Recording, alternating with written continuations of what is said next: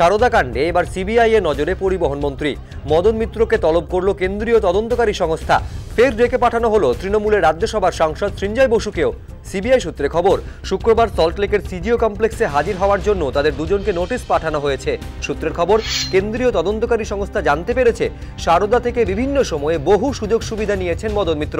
CBI সূত্রে খবর, মদন মিত্রের বিরুদ্ধে ওঠা অভিযোগের প্রেক্ষিতে প্রমাণ সংগ্রহের যে কাজ চলছিল তা শেষ হয়েছে। পরিবহন মন্ত্রীর প্রাক্তন আত্মসহায়ক বাপি করিমের কাছ থেকে এ ব্যাপারে প্রচুর গুরুত্বপূর্ণ নথি পাওয়া গিয়েছে। মদন মিত্রকে বিভিন্ন সময়ে সারদার অনুষ্ঠানে দেখা গিয়েছে।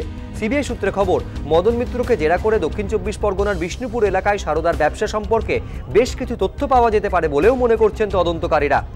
যদিও সিবিআই এর তলব প্রসঙ্গে মদন মিত্রর প্রতিক্রিয়া, আমি অসুস্থ, ডাক্তার দেখাচ্ছি, এ নিয়ে কোনো কথা বলবো না।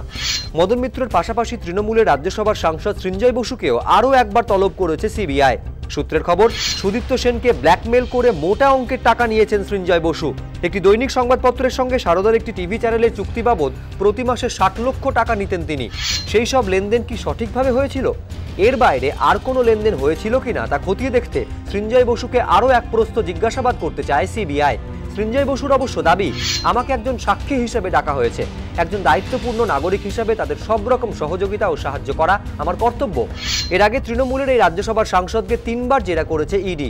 সারদা কাণ্ডে কেন্দ্রীয় সংস্থা সিরিয়াস ফ্রড ইনভেস্টিগেশন অফিস বা এসএফআইওর জেরার মুখেও পড়েছেন সৃঞ্জয় বসু।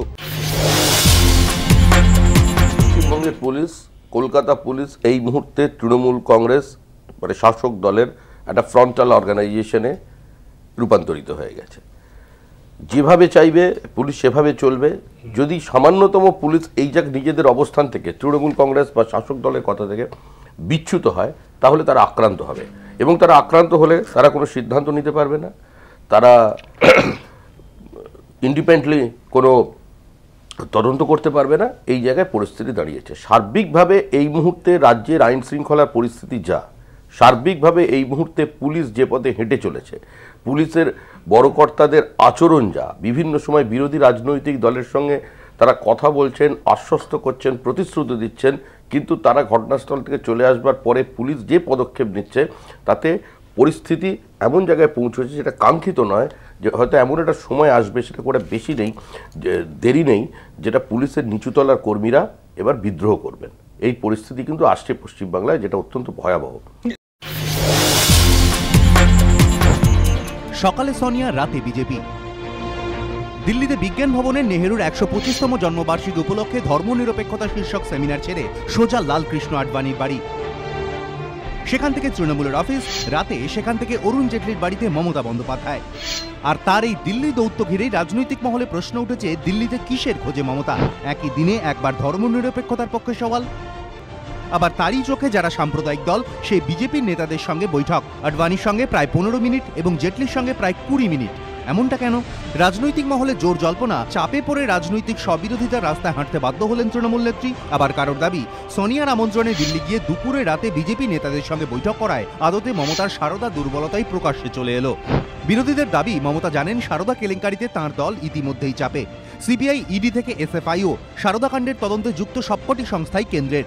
আর তাই আডবাণী জেটলির সঙ্গে বৈঠক করে ভবিষ্যতে সারদা কাণ্ডে সাহায্য পাওয়ার দরজা খোলা রাখার চেষ্টা করলেন। কিন্তু সকালে কারাট, ইয়েচুরি, শরৎ যাদব, দেবেগৌড়াদের সঙ্গে বসে ধর্মনিরপেক্ষতার পক্ষে সওয়াল করে আর রাতেই শিবির বদলে ফেলে কি মমতা নিজেই নিজের রাজনৈতিক বিশ্বাসযোগ্যতা নিয়ে প্রশ্ন তুলে দিলেন না? ভবিষ্যতে বিজেপি বিরোধী কোনো জোটে কি আর এই নেতারা মমতাকে ডাকবেন? প্রশ্ন রাজনৈতিক মহলে। পর্যবেক্ষকদের একাংশের দাবি, এমনিতেই খামখেয়ালি রাজনীতির জেরে দিল্লির অলিন্দে খুব একটা প্রয়োজন ছাড়া কেউ মমতা বন্দ্যোপাধ্যায়ের কাছে ঘেঁষতে চায় না।